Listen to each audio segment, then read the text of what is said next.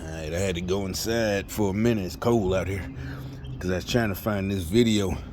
Alright, now this video, they say, my point is, everybody's catching on. They're talking about the people in Davos. Not George Soros, Klaus Schwab. You know, he literally sounds like a villain from Mike Myers' movie, you know, Dr. Evil. But this one right here, I think y'all really should watch. Because they literally say what I'm talking about. Now, just listen to this one part. I'm going to be going back and forth, but anyway. Like, it's almost like they're a little confused as to why there's a negative reaction to them trying to rearrange our lives and take away things that we need. And so here's Klaus Schwab kind of complaining about that a little bit at Davos. We need to overcome the most critical fragmentation. And the most critical fragmentation is between those who take a constructive attitude and those who are just bystanders, observers, and even go into the negative, critical, and confrontational attitude. Okay, so it's hard to understand what he's saying, but the theme of the whole meeting was like how to basically come together to rearrange society in a fragmented world. And that's kind of what he's talking about there. The different fragments, the people who are going to go along with what we're doing, and then you've got the people who have a confrontational attitude who aren't going to go along with what we're doing. What do you think their plans are for the people who don't want to go along with what they're doing? Yeah, I mean, Now you see what she just said. That white girl, you know, that ain't. I don't care about that. It's just the way I talk.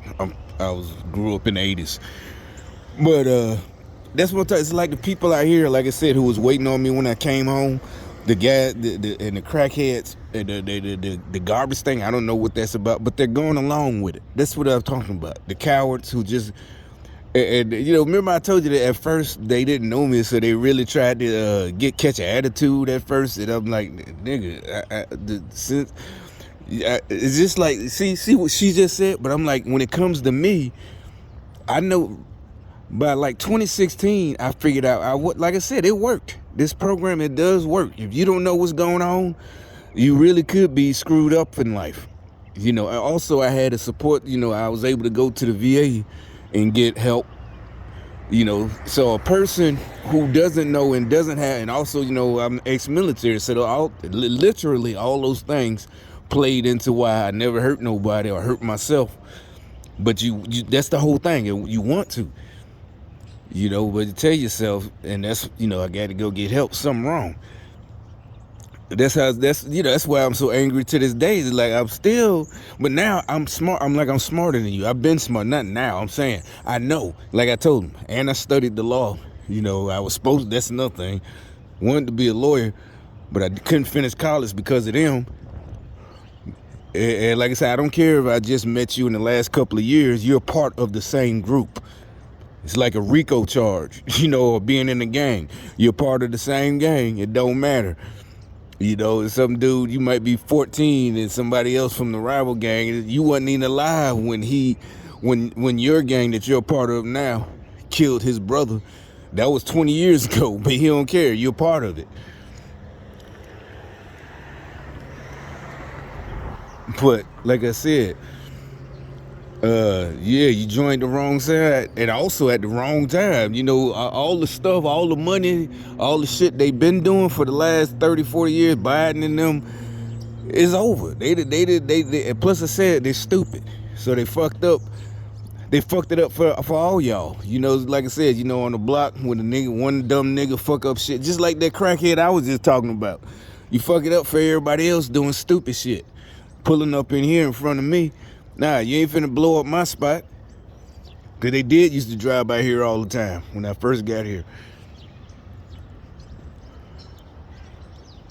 But back to what I was talking about, that video with what she said. It's like they don't understand why we're so upset with. That's why I kept saying it's like they're not human. That's what she was saying. She said, you're like, that's exactly what she's saying. Is they don't understand why we're, you know, like I when I first started making these videos about 2017 or something, and I told you one time what really, it didn't make me feel bad. It made me know I was doing the right thing.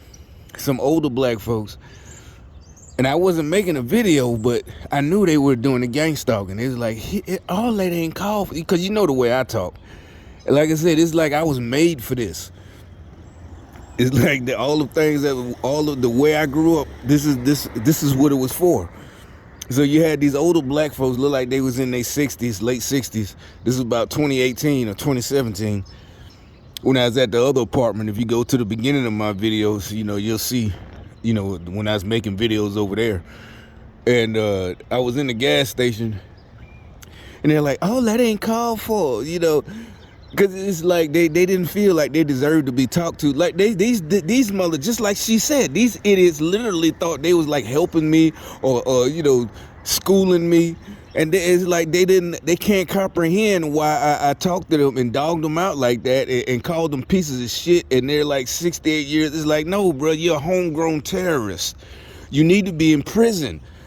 I don't care how old you are, how many grandchildren you got. You know, they love you. Pop, pop. You know, pop, pop. They love you. That's your grandchildren, but you're a fucking terrorist. This is like a KKK member in the 60s, and he's like 70 years old. His grandchildren, of course his grandchildren love him. But when he, you know, he's a fucking KKK member to everybody else. And now you got niggas doing the same shit.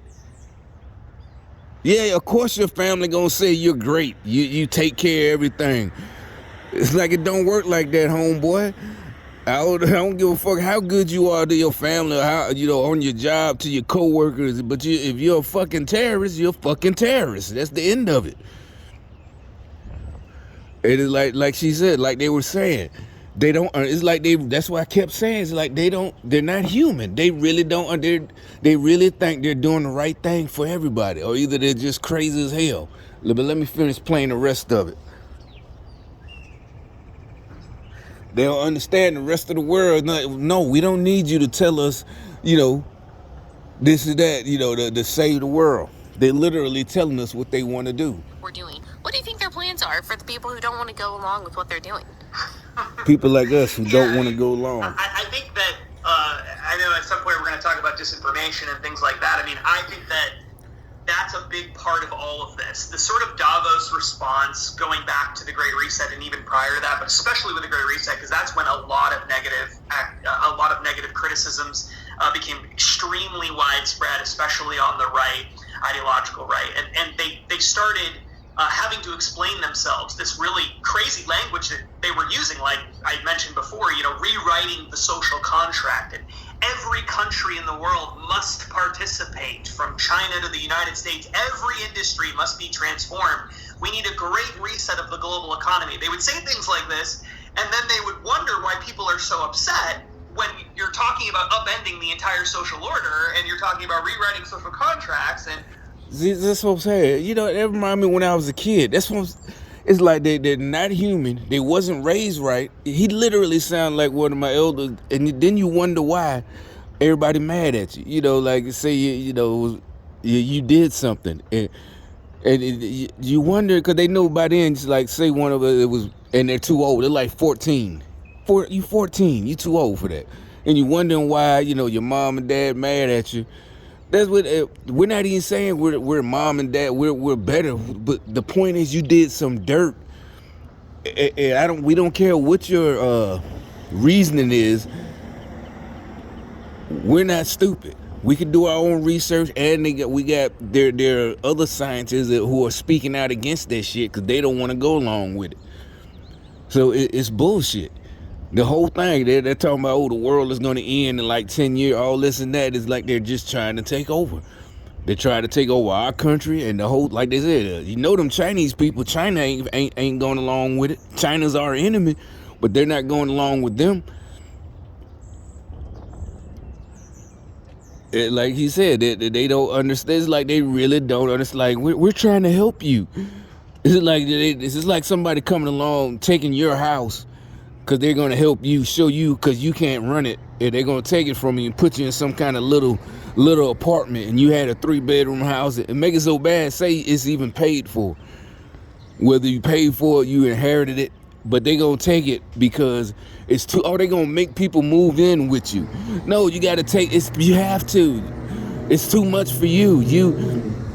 You know, all this, you're burning too much carbon, you know, this and that to keep this too much. You got to let everybody, you know, they're telling you have to do all this. And the reason is the world is going to end, you know, because of the carbon and all that. And nobody's buying the shit. People doing their own. You got smart people who do their own research. Everybody ain't fell for it. And like they said, why they're so confused as to why everybody wants to knock their block off. I don't understand why everybody wants to blow. You know, I don't know why they don't love me. I'm just so confused. Everybody should love me. I want to take everything you own and put you inside of a box. But I don't understand why you don't love me. Bending the entire social order, and you're talking about rewriting social contracts, and you're talking about, needing to deal with various kinds of speech that you don't like on social media platforms. You know, why are people so concerned by that?